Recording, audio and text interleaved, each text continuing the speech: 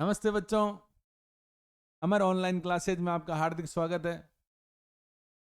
प्यारे बच्चों, आज के वीडियो में सॉल्यूशन चैप्टर के इम्पोर्टेंट क्वेश्चन को सोल्व करेंगे। उससे पहले इस चैप्टर के कुछ इम्पोर्टेंट फॉर्मूलाज जो है मैं लिखवा देता हूं। देखो प्यारे बच्चों,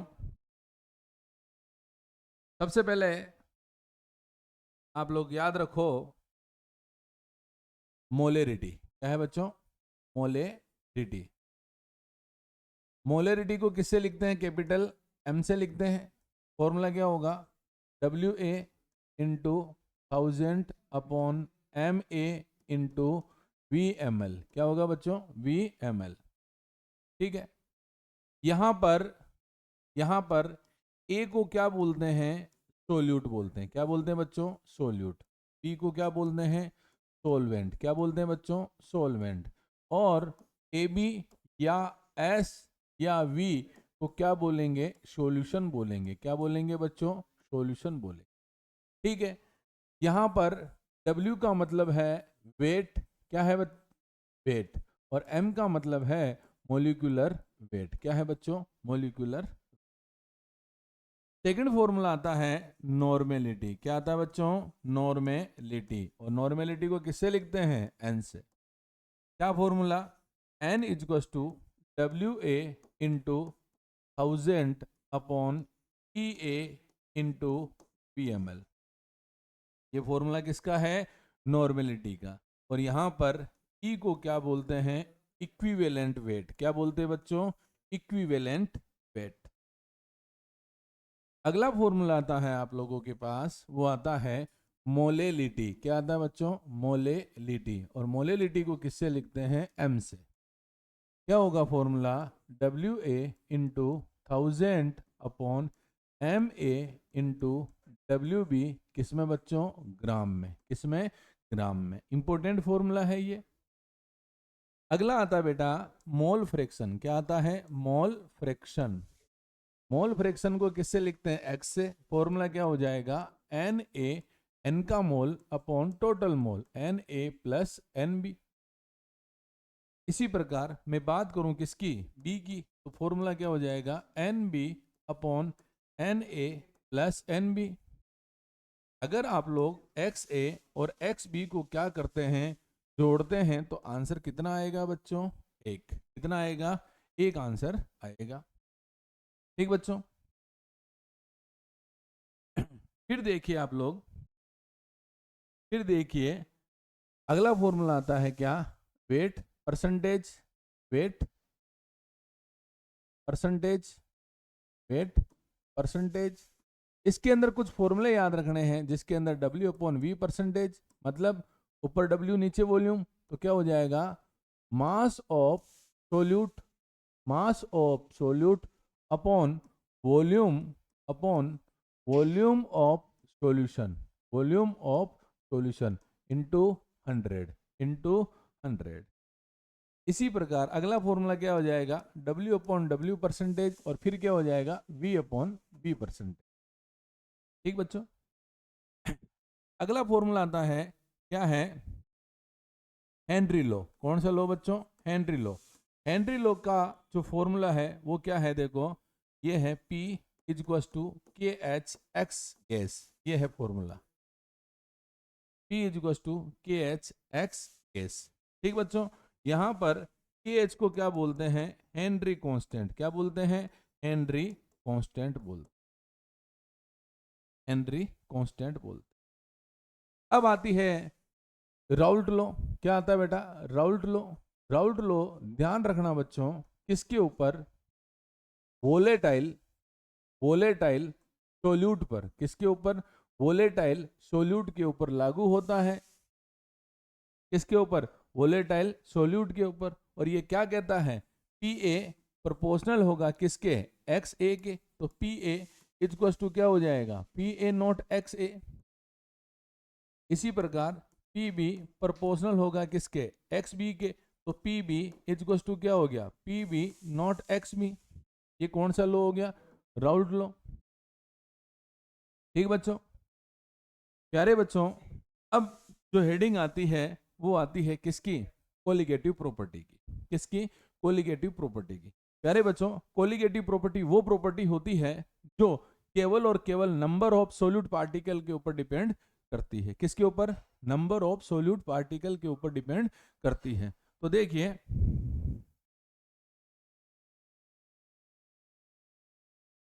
देखो क्या है colligative property. Colligative property, colligative property वो होती है जो किसके ऊपर डिपेंड करती है? Depend upon number of solute particle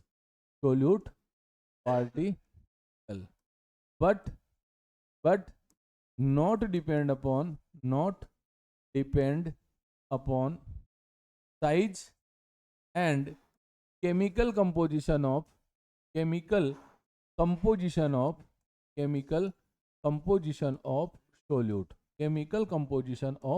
solute. ठीक बच्चों, किसके ऊपर डिपेंड करती है? नंबर ऑफ सोल्यूट के ऊपर। किसके ऊपर? नंबर ऑफ सोल्यूट के ऊपर। कितने प्रकार की होती है? 4। पहली क्या है? Relative lowering of vapour pressure.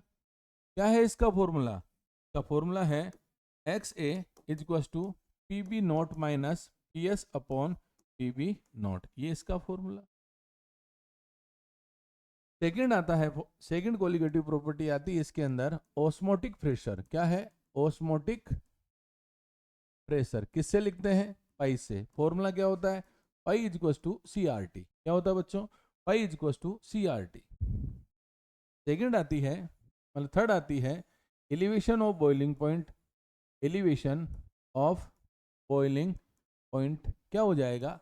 Delta TB is equal to KB into M। ये फॉर्मूला। अगला आता है बेटा फोर्थ, क्या? Depression of freezing point. और इसका फॉर्मूला क्या है? Delta TF is equal to KF into M। ये फॉर्मूला। दो बातें और ध्यान रखना है यहां पर। क्या? एक होता है यहां पर वांट ऑफ फैक्टर। क्या होता है? Want of factor. Want of factor को किससे लिखते हैं? I से। इसकी 3 वैल्यू है। पहली वैल्यू क्या है? I equal to 1, I greater than 1, I less than 1। ठीक है, अगर इक्वल हो तो क्या हो जाएगा? No dissociation and no association. नहीं तो क्या होगा? एसोसिएशन होगा, और नहीं क्या होगा? डिसोसिएशन होगा। और अगर ये है तो क्या हो जाएगा? डिसोसिएशन होगा। और अगर ये है तो क्या होगा? एसोसिएशन होगा। जुड़ जाएंगे इसमें। कंडीशन ध्यान रखना बच्चों। एक आता है हाइपरटोनिक सॉल्यूशन और एक होता है हाइपोटोनिक। तो इसके अंदर बेटा 0.9% W upon V, 0.9% W upon V NaCl का सॉल्यूशन लेना है। तो ये जो सॉल्यूशन होता है ये सेचुरेटेड सॉल्यूशन होता है। क्या होता है बेटा? सेचुरेटेड सॉल्यूशन होता है। अगर सॉल्यूशन की कंसंट्रेशन इससे ज्यादा है तो वो क्या हो जाएगा? हाइपरटोनिक। और अगर कम है कंसंट्रेशन तो वो क्या हो जाएगा? हाइपोटोनिक। तो हाइपरटोनिक के अंदर तो सेल क्या हो जाती है? श्रिंक। और हाइपोटोनिक के अंदर सेल क्या हो जाती है? स्वेल। ठीक बच्चों, तो प्यारे बच्चों ये कुछ फॉर्मूला थे और कुछ थ्योरी थी। अब मैं पहला क्वेश्चन लेने जा रहा हूं इसके अंदर। देखो फर्स्ट क्वेश्चन क्या कहता है। देखो, in respiration exchange of gas is based upon. अरे बच्चों, आपने एनोक्सिया का नाम सुना होगा। किसका? एनोक्सिया का। एनोक्सिया में क्या होता है कि कोई भी पर्वत पे जो चढ़ता है, रॉक क्लाइंबर जो होता है, रॉक क्लाइंबर जैसे जैसे ऊपर चढ़ता जाएगा वैसे वैसे प्रेशर क्या होता जाता है? कम होता जाता है। प्रेशर कम होगा तो बॉडी का प्रेशर क्या हो जाता है? बॉडी के अंदर प्रेशर क्या हो जाता है? ज्यादा। तो अंदर जो गैसें होती है वो क्या हो जाती है? बाहर निकलने लगती है, जिससे थिंकिंग पावर क्या हो जाती है? कम। इसको बोलते हैं एनोक्सिया। लेकिन ये किसके ऊपर बेस्ड है? ये हेनरी लॉ के ऊपर बेस्ड है। किसके ऊपर? Henry law. हेनरी लॉ क्या कहता है? हेनरी लॉ ये कहता है कि solubility of gas is directly proportional to exerted pressure. जितना आप लोग प्रेशर लगाओगे उतनी ही गैस जो है क्या हो जाएगी, डिजोल्व हो जाएगी। तो इसका आंसर क्या है प्यारे बच्चों, इसका आंसर है हेनरी लॉ। क्या है, हेनरी लॉ। फिर ये कह रहा है second question, solubility of which of the following substance decrease with increase in temperature, increase in temperature। प्यारे बच्चों ध्यान रखना, इसके अंदर आंसर क्या है, कैल्शियम ऑक्साइड है। क्या है, कैल्शियम ऑक्साइड है। क्यों, क्योंकि जब आप लोग कैल्शियम ऑक्साइड को आप लोग पानी के अंदर डालते हो तो इसकी सोल्युबिलिटी क्या हो जाती है, कम हो जाती है। क्यों, क्योंकि इसमें से हीट निकलती है, हीट क्या हो जाती है, इलिमिनेट हो जाती है। लेकिन इसकी सोल्युबिलिटी को बढ़ाने के लिए इसका टेम्परेचर क्या करना पड़ता है, कम करना पड़ता है। अगला क्वेश्चन आता है बेटा, the compound having highest value of want half factor, highest value of want half factor. देखो वांट हाफ फैक्टर के लिए सबसे पहले आपको क्या करना है, जितने भी कंपाउंड दे रखे हैं इनको तोड़ना आना चाहिए। जैसे देखो KCl को तोड़ा तो K प्लस Cl माइनस, इसको तोड़ा तो क्या हो जाएगा 2K प्लस SO4 माइनस 2, इसको तोड़िए Na प्लस Cl माइनस, इसको तोड़िए Mg प्लस 2 SO4 माइनस 2। अब बताइए आप लोग कि सबसे ज्यादा आयन किसके अंदर है, ये एक कितने हो गए 2, ये कितने 2 और ये पूरा 1 कितने हो गए 3, ये एक कितने हो गए 2, ये एक और ये एक कितने हो गए 2। तो बताइए नंबर ऑफ आयंस किसके पास ज्यादा है, इसके पास ज्यादा। टोटल कितने हैं 3, ये आंसर है सर। अगला है molar solution is that in which 1 mole solute is dissolve. तो प्यारे बच्चों आपने मोलेलिटी पढ़ी होगी, मोलेलिटी की डिफिनेशन क्या होती है, when number of mole of solute dissolve in 1 kg of solvent, 1 kg of solvent. तो प्यारे बच्चों 1 kg को किस में चेंज करेंगे, ग्राम में, तो क्या हो जाएगा 1000 ग्राम सॉल्वेंट, 1000 ग्राम सॉल्वेंट, 1000 ग्राम सॉल्वेंट। नेक्स्ट अगला आता है बेटा, which of the following mixture is always homogeneous, homogeneous. प्यारे बच्चों होमोजीनियस का मतलब क्या होता है, होमोजीनियस का मतलब ये होता है कि जो फेज होती है ना, जो रिएक्टेंट और प्रोडक्ट की फेज होती है वो क्या होनी चाहिए, सेम होनी चाहिए। क्या होनी चाहिए, सेम होनी चाहिए। और हेट्रोजीनियस का मतलब क्या होता है, जो फेज होती है वो क्या होनी चाहिए, डिफरेंट होनी चाहिए। प्यारे बच्चों तो देखो होमोजीनियस मिक्सर वो होता है जिनकी फेज क्या होती है, सेम होती है। तो चेक करिए एक बार आप लोग, क्या है, which of the following mixer is always homogeneous, homogeneous. देखो आंसर चेक करो फटाफट, क्या क्या ऑप्शन में दे रखा है।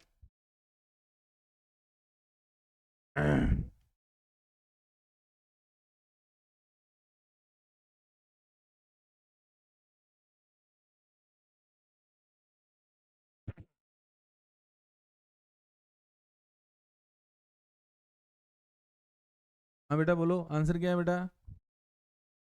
तो इसके अंदर आंसर क्या है बच्चों, इसके अंदर आंसर है पहला क्या, H2O और CCl4। क्या है, H2O और CCl4, H2O प्लस CCl4 क्या है, होमोजीनियस है। अगला एक कह रहा है बेटा, which of the following will change with temperature. याद रखना बेटा टेम्परेचर से 3 चीजें, कितनी चीजें, 3 चीजें। पहली ध्यान रखना, एक तो क्या है मोलेरिटी, क्या है बच्चों, मोलेरिटी, पहली क्या है मोलेरिटी। सेकंड क्या है नॉर्मेलिटी, क्या है नॉर्मेलिटी। और तीसरी जो आती है वो आती है फॉर्मेलिटी, क्या आती है, फॉर्मेलिटी। ये तीनों की तीनों जो है टेम्परेचर से इफेक्टेड होती है। ठीक है बच्चों, तो अब आप चेक कीजिए क्या क्या दे रखा है आपको, मोलेलिटी नहीं, मोल फ्रैक्शन नहीं, मास फ्रैक्शन नहीं। तो आंसर क्या है, मोलेरिटी। क्या है बच्चों, मोलेरिटी। टेम्परेचर से कितने, 3 प्रभावित होते हैं, कौन कौन से, एक तो मोलेरिटी, दूसरा नॉर्मेलिटी, तीसरा फॉर्मेलिटी। ठीक बच्चों, अगला क्वेश्चन है, which of the following gas does not follow Henry law when dissolve in blood, when dissolve in blood. प्यारे बच्चों आंसर दिख रहा है क्या, कार्बन मोनोऑक्साइड। क्या है बच्चों, कार्बन मोनोऑक्साइड। क्या है बच्चों, कार्बन मोनोऑक्साइड। अगला क्वेश्चन आ रहा है बेटा, अगला क्वेश्चन है कि जो सोल्युबिलिटी जो है, सोल्यूबिलिटी को निम्न में से कौन सा कारक जो है अफेक्टेड नहीं करता है, नहीं करता है। तो अब मुझे एक चीज बताइए, एक तो आप टेम्परेचर, क्या है temperature, nature of solvent, nature of solute और size of solute particle, size of solute particle, इन चारों में से आप लोग ये देखो कि कौन कौन जो है इसको अफेक्टेड कर सकता है। प्यारे बच्चों देखो, टेम्परेचर अगर बढ़ाओगे तो सोल्युबिलिटी क्या होगी, बढ़ेगी। टेम्परेचर अगर बढ़ाओगे तो सोल्युबिलिटी क्या होगी, बढ़ेगी। Nature of solute, nature of solute और नेचर ऑफ सॉल्वेंट, प्यारे बच्चों अगर आपको याद हो, अगर आपको याद हो तो देखो, नॉन पोलर सोल्यूट को नॉन पोलर सॉल्वेंट में अगर डालते हैं, पोलर सोल्यूट को अगर पोलर सॉल्वेंट में डालते हैं तो सोल्युबिलिटी क्या होती है, बढ़ती है। लेकिन चेंज कर देंगे तो सोल्युबिलिटी क्या हो जाएगी, कम हो जाएगी। तो बचा क्या, बचा क्या, ये रहा साइज ऑफ सोल्यूट पार्टिकल। क्या size of solute particle depend करती है क्या, नहीं, आप किसी भी साइज का पार्टिकल ले सकते हो, किसी भी साइज का पार्टिकल ले सकते हो। अगला क्वेश्चन आता है बेटा, to get desired result in Henry law, Henry law ये कह रहा है pressure should not to be high, बिल्कुल सही बेटा, pressure should not to be high. भाई जो प्रेशर जो है ना वो ज्यादा नहीं होना चाहिए, pressure is not to be high.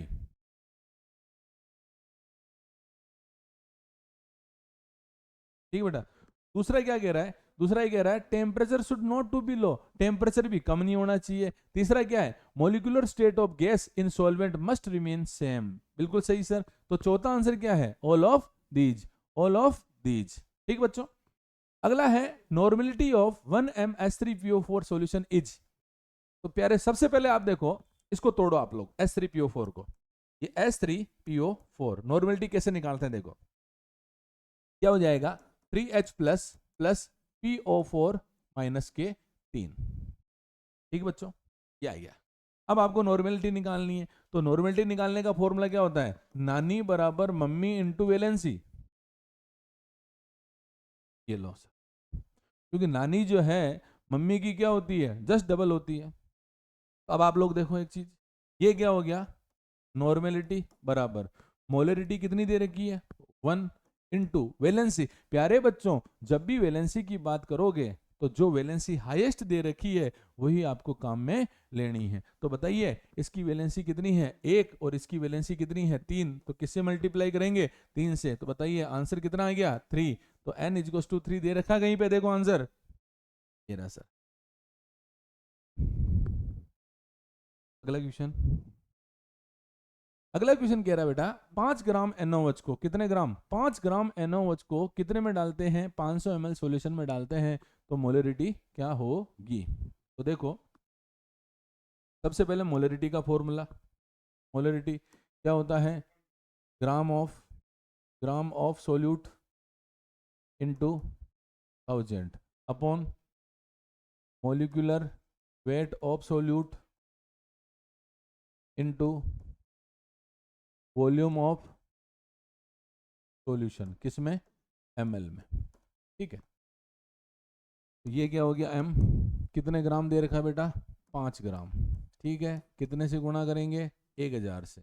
Molecular weight निकालना है किसका, NaOH का, किसका NaOH का, ये NaOH, Na का कितना होता है 23, ऑक्सीजन का 16, हाइड्रोजन का 1, टोटल कितने हो गए बेटा 40, कितने हो गए 40, 40, ये क्या हो गया 40, कितना सॉल्यूशन है 500। ठीक है, 1 2 3 1 2 3 कट गए, 5 से 5 कट गए, तो m इक्वल्स टू कितना आ गया बेटा 1/4, कितना आ गया 1/, कितना आंसर आ गया बेटा 1/4।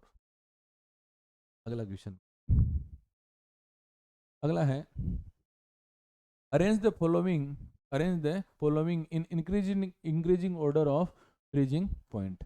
प्यारे बच्चों ये आपको कुछ वैल्यू दे रखी है, इनको सबसे पहले क्या करना आपको तोड़ना है। ठीक है, तो NaOH को तोड़िए, किस में टूटेगा Na प्लस OH माइनस, इसको तोड़िए 2Na प्लस CO3 माइनस 2, ये Ag प्लस NO3 माइनस। ठीक है, इसमें देखो नंबर ऑफ आयन कितने हो गए, इसमें देखो नंबर ऑफ आयन कितने हो गए, इसमें देखो नंबर ऑफ आयन कितने हो गए वापस ठीक है, अब आपको ये चेक करना है, अब आपको इनमें ये चेक करना है कि सबसे पहले ये देखो कि नंबर ऑफ आयंस जो है वो किस में ज़्यादा है, नंबर ऑफ आयंस जो है वो किस में ज़्यादा है।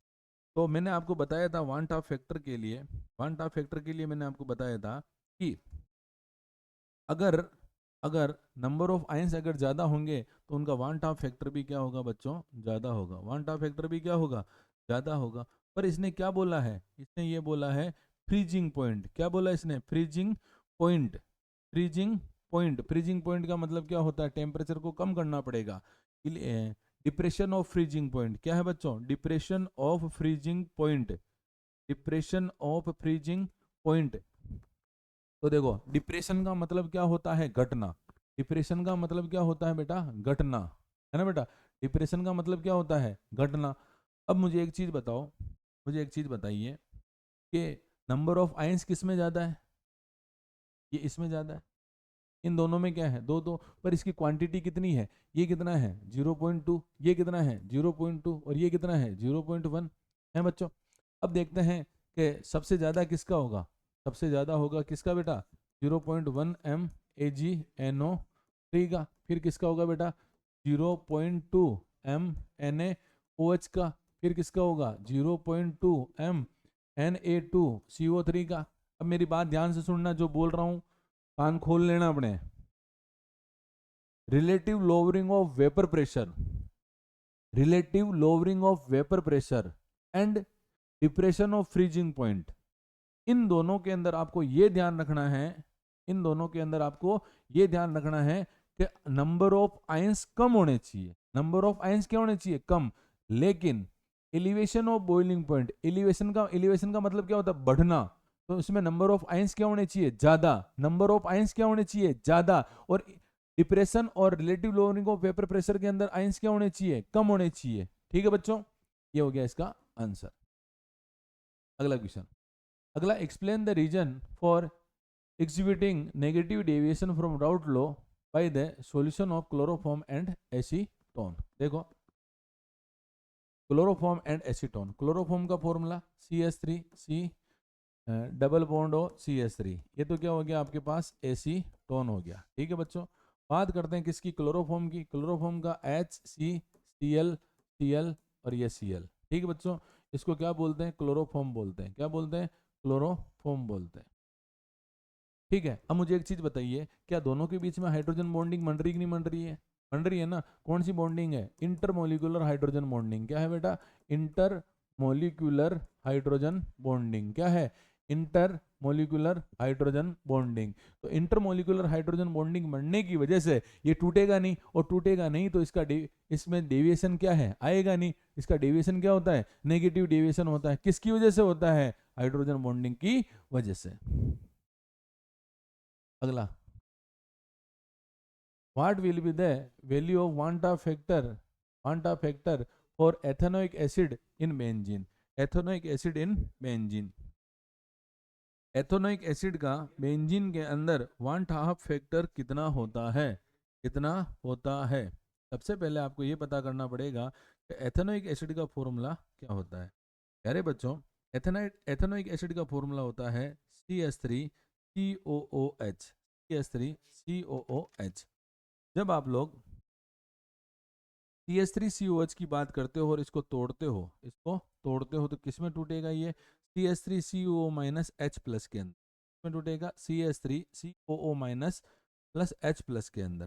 ठीक है बच्चों, देखो क्या है, क्या है, देखो सबसे पहले ये देखो कि एथेनोइक एसिड जो है, एथेनोइक एसिड ये रहा CH3C डबल बॉन्ड O, और ये क्या हो गया OH, ये क्या है CH3C डबल बॉन्ड O, और ये क्या हो गया OH। ठीक बच्चों, अब मुझे बताओ इन दोनों के बीच में, इन दोनों के बीच में क्या बन रहा है, हाइड्रोजन बॉन्ड बन रहा है, क्या बन रहा है, हाइड्रोजन बॉन्ड, कौन सा बॉन्ड बन रहा है, inter inter molecular, intermolecular hydrogen bonding बन रहा है, क्या बन रहा है, इंटरमोलिकुलर हाइड्रोजन बॉन्डिंग, जिसकी वजह से ये दोनों क्या हो गए, जुड़ गए, एसोसिएट हो गए, इनका एसोसिएशन हो गया, और एसोसिएशन होने की वजह से ये क्या बना रहे हैं, डाइमर बना रहे हैं, क्या बना रहे हैं, डाइमर बना रहे हैं। अब इस डाइमर की वजह से इसका जो वांट ऑफ फैक्टर होता है वो कितना होता है बेटा, आधा होता है। कितना होता है, 0.5 होता है। कितना होता है, 0.5 होता है। कितना होता है, 0.5 होता है। किसका, एथेनोइक एसिड का। कौन से सॉल्यूशन में, बेंजीन के सॉल्यूशन में। बेंजीन के सॉल्यूशन में एथेनोइक एसिड का वांट ऑफ फैक्टर कितना होता है बेटा, कितना होता है, 0.5 होता है। अगला क्वेश्चन है, give the formula for calculating the molality of A solution. Molality बोला बेटा, मोलेलिटी। तो मोलेलिटी का फॉर्मूला क्या होता है, स्मॉल m क्या हो जाएगा, gram of solute into 1000 upon molecular weight of solute into weight of solvent.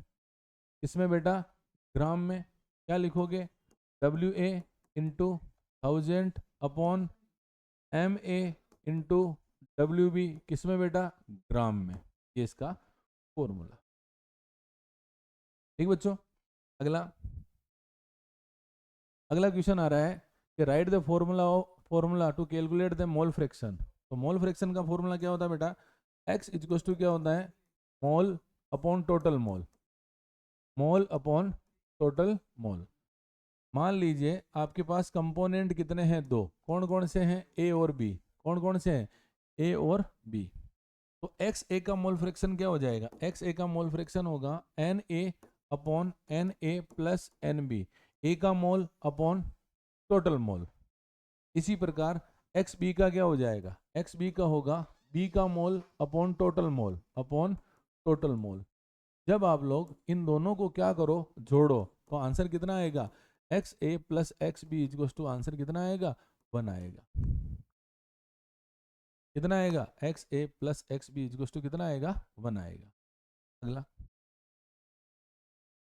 अगला ये कह रहा बेटा, can we separate the component of azeotrope mixture by distillation. ठीक है, क्यों नहीं सेपरेट कर सकते हैं, देखो क्योंकि ये क्या होते हैं, बॉयल एट सेम टेम्परेचर, तो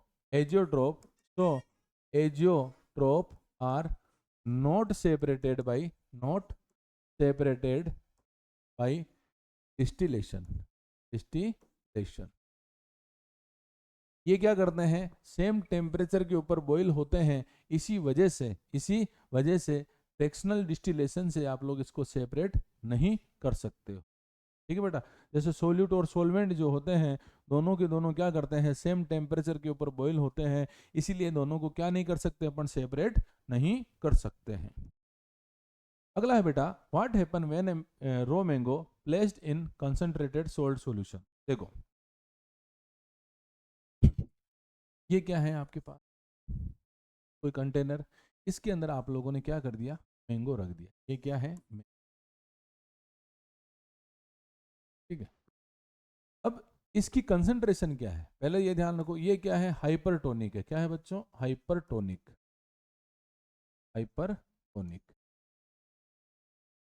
ठीक है, हाइपरटोनिक का मतलब होता है concentration is more than 0.9% W upon V NaCl solution, NaCl सॉल्यू। ठीक है, इसकी वजह से ये जो मैंगो था, ये मैंगो क्या हो जाएगा, सिकुड़ जाएगा। मैंगो क्या हो जाएगा, सिकुड़ जाएगा, सिंक हो जाएगा। ठीक है बच्चों, ध्यान रखना इस चीज। लेकिन अगर कंसंट्रेशन जो है 0.9% W upon V NaCl solution से क्या है, कम है ना, क्या है, कम है, लेस है, तो सेल जो है वो क्या हो जाएगी, स्वेल, क्या हो जाएगी, फूल जाएगी। ठीक बच्चों, अगला क्वेश्चन आता है आपके, ये कह रहा है, define molal elevation constant. Define molal elevation constant. ठीक बच्चों, क्या है बच्चों, देखो डिफाइन मोलल एलिवेशन कांस्टेंट। प्यारे बच्चों, एलिवेशन ऑफ बॉइलिंग पॉइंट का मतलब क्या होता है, delta T B is equal to T B minus T B not, ये फॉर्मूला है। ठीक है, यहां पर टीबी को क्या बोलते हैं, boiling point of solution, boiling point of solution. TB note मतलब क्या हो गया, boiling point of pure solvent. ठीक बच्चों, और डेल्टा टीबी का मतलब क्या हो गया, ये हो गया एलिवेशन, एलिवेशन ऑफ बॉइलिंग। ध्यान दीजिए, डेल्टा टीबी जो है वो प्रोपोर्शनल होता है किसके, स्मॉल एम के। तो डेल्टा टीबी इक्वल टू क्या हो जाएगा, के बी इंटू एम। इसको क्या बोलते हैं, ये रहा बेटा क्या, एलिवेशन कांस्टेंट। इसकी परिभाषा क्या हो जाएगी, अगर मैं क्या ले, एम इक्वल टू क्या ले लूं, वन मोलल सॉल्यूशन ले लूं, क्या ले लूं, वन मोलल सॉल्यूशन। तो बताइए डेल्टा टीबी की वैल्यू जो है किसके बराबर होगी, केबी के बराबर होगी। डेल्टा टीबी की वैल्यू किसके बराबर होगी, केबी के बराबर होगी। अगला क्वेश्चन देखिए बेटा, ये कह रहा है right the name of any two factor which affect the solubility of. ये तो दो पूछ रहा है पर अपन ज्यादा लिख देते हैं। पहला देखिए, पहला क्या है, टेम्परेचर, क्या है टेम्परेचर। ठीक है, दूसरा क्या कह रहा है, ये nature of solute and solvent. ठीक बच्चों, तीसरा, थर्ड प्रेशर, थर्ड क्या है बेटा, प्रेशर। ठीक बेटा, अगला, अगला ये कह रहा है why does the use of pressure cooker reduce cooking time, reduce cooking time. जो प्रेशर कुकर होता है, वो प्रेशर कुकर जो होता है वो कुकिंग टाइम को क्या कर देता है बेटा, वो कुकिंग टाइम को क्या कर देता है, रिड्यूस कर देता है। क्या कर देता है, रिड्यूस कर देता है। क्यों करता है, क्योंकि जो प्रेशर कुकर होता है ना बेटा, प्रेशर कुकर के अंदर जो जो भी सोलवेंट हो या सॉल्यूशन हो, उसको अगर आप लोग क्या करोगे, गर्म करोगे, तो गर्म करोगे तो वो हीट को क्या करेगा, एब्जॉर्ब करेगा। क्या करेगा, हीट को क्या करेगा, एब्जॉर्ब करेगा। और हीट को एब्जॉर्ब करने की वजह से उसका प्रेशर क्या हो जाएगा, बढ़ जाएगा। प्रेशर क्या होगा, बढ़ेगा। क्यों, क्योंकि क्योंकि ध्यान दीजिएगा, क्योंकि टेम्परेचर जो है, टेम्परेचर जो है वो प्रेशर के क्या होता है, प्रोपोर्शनल होता है। टेम्परेचर अगर बढ़ाओगे तो प्रेशर भी क्या होगा, बढ़ेगा। वेपर प्रेशर क्या होगा, बढ़ेगा। वेपर प्रेशर अगर बढ़ेगा तो जो कुकर के अंदर लिक्विड होता है वो जल्दी बॉईल हो जाएगा। कुकर के अंदर जो लिक्विड है बॉईल क्या हो जाएगा, जल्दी हो जाएगा। और अगर बॉईल जल्दी होगा तो जो खाना है वो भी क्या हो जाएगा, जल्दी पक जाएगा। ठीक बेटा, ठीक है। क्यों, क्योंकि डेल्टा टी किसके प्रोपोर्शनल है, प्रेशर के। टेम्परेचर बढ़ाओगे तो वेपर प्रेशर भी क्या होगा, बढ़ेगा। और वेपर प्रेशर अगर बढ़ेगा तो जो लिक्विड है, जो दाल है, जो खाना है, वो क्या हो जाएगा, जल्दी बॉईल हो जाएगा, जल्दी पक जाएगा। ठीक है बच्चों, अगला क्वेश्चन आता है state the formula relating pressure of gas with its mole fraction, with mole fraction in liquid solution in contact with it.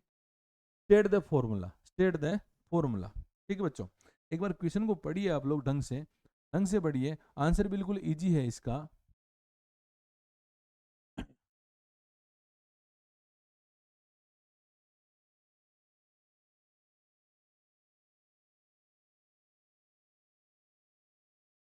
हाँ बेटा बोलो,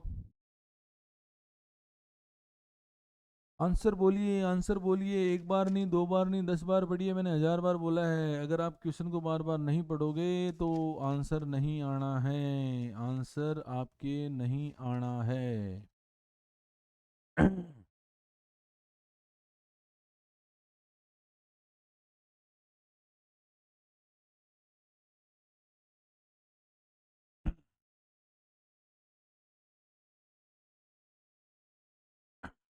हाँ बेटा बोलो। नहीं, आप लोग एक चीज देखो, इसके अंदर हेनरी लॉ लग रहा है बेटा। कौन सा लॉ लग रहा है? हेनरी लॉ लग रहा है। क्या कह रहा है? प्रेशर ऑफ गैस और किसके साथ? मोल फ्रैक्शन के साथ। तो प्यारे बच्चों हेनरी लॉ क्या कहता है? हेनरी लॉ ये कहता है partial pressure is directly proportional to mole fraction of gas. इसको खोलिए, क्या आ जाएगा? के एच और ये क्या हो गया आपके पास? गैस। क्या हो गया बेटा? गैस हो गया। ये कौन सा लॉ है? Henry law. और हेनरी लॉ ने कुछ बोला था। क्या बोला था? कुछ लिमिटेशन दी थी। कौन कौन सी दी थी? पहला, temperature not to be low. दूसरा, pressure not to be high. Third, solubility of gas is less than solvent. ठीक है बेटा। फिर मैं अगर बात करूं इसके एप्लीकेशन की तो 3 एप्लीकेशन आपको याद रखनी है। पहली क्या है बेटा? पहली है सोडा वाटर। क्या है बच्चों? Soda water. और सेकंड क्या है? एनोक्सिया। और थर्ड क्या है बेटा? बैंड्स। क्या है? बैंड्स। अगला क्वेश्चन देखिए बेटा।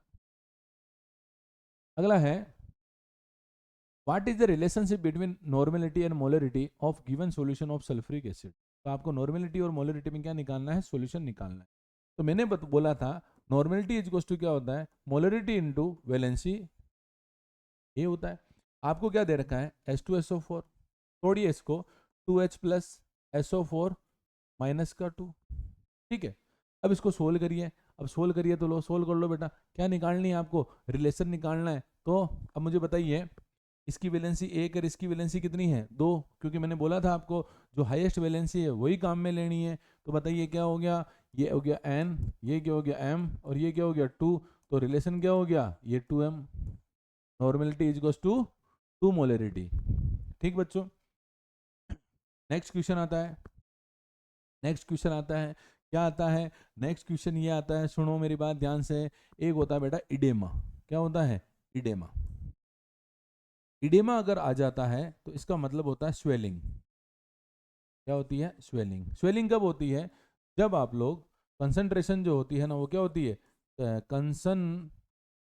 Concentration is less then 0.9% W/V NaCl solution. अगर ये कंडीशन हो तो सेल क्या हो जाती है? फूल जाती है। इसी को क्या बोलते हैं? इडेमा। क्या बोलते हैं? इडेमा। Swelling up. ठीक है बच्चों। क्वेश्चन आपको समझ में आए होंगे बेटा। मैं जितनी कोशिश कर सकता हूँ वो कर रहा हूँ, लेकिन आप भी इन क्वेश्चन को घर पे जाके सोल्व करने की कोशिश करो। ठीक है बच्चों, फिर मिलते हैं। Thank you.